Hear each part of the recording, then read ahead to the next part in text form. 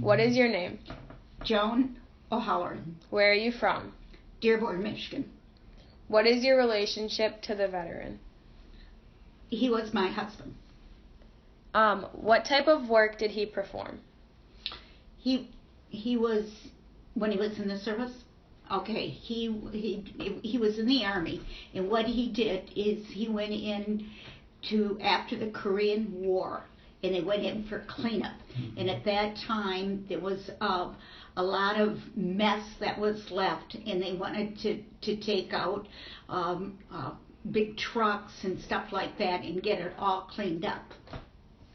Okay. Was he drafted or enlisted? He enlisted to be drafted. At that time, you were going to be drafted. And so, and that was 3 years. So if you enlisted to be drafted, you would only go in for 2 years. So right after high school, he enlisted to be drafted.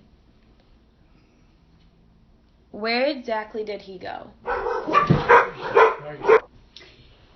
After his basic training, which was, I think, someplace in Georgia, after that he was sent to Korea for cleanup, as you know, and that's where he was the total time of his 2 years.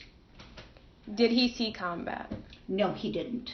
It was like I said, it was right after the Korean War, and they sent these soldiers over there to clean up the trucks, to clean up the land, to clean up everything. It was kind of a rough, it was the toilets were outside, the showers were outside, everything was kind of rough. It wasn't, it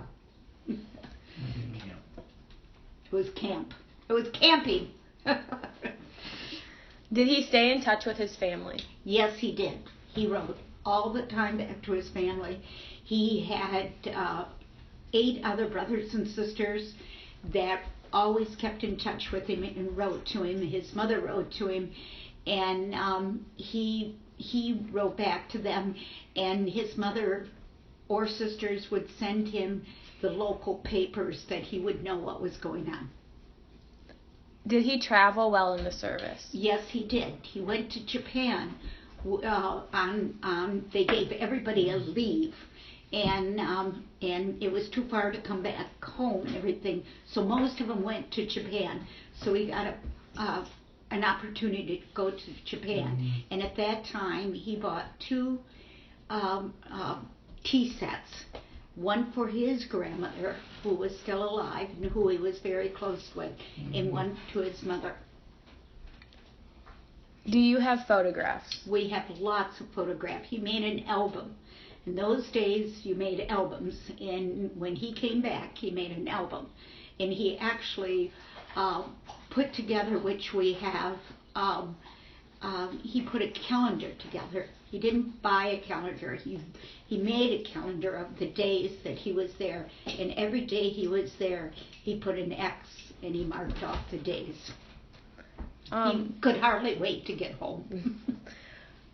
What are the photographs of? A lot of them are of his buddies there, and some of them are of the facilities there, the camps and everything. Like I said, the bathrooms were outside, the showers were outside. Mm-hmm. No first class at all. But a lot of them was his buddies.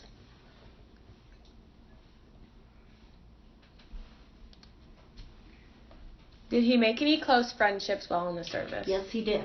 Yes, he did. In fact, one of the buddies that was there was actually from his little town. He came from a very small little town, and it just happened that one of his good buddies there was there.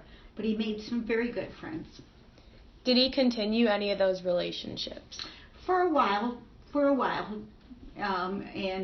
But everybody, when they came back, went to different parts of the United States. So for a while there was a touch, but... What did he do in the days and weeks after he got back?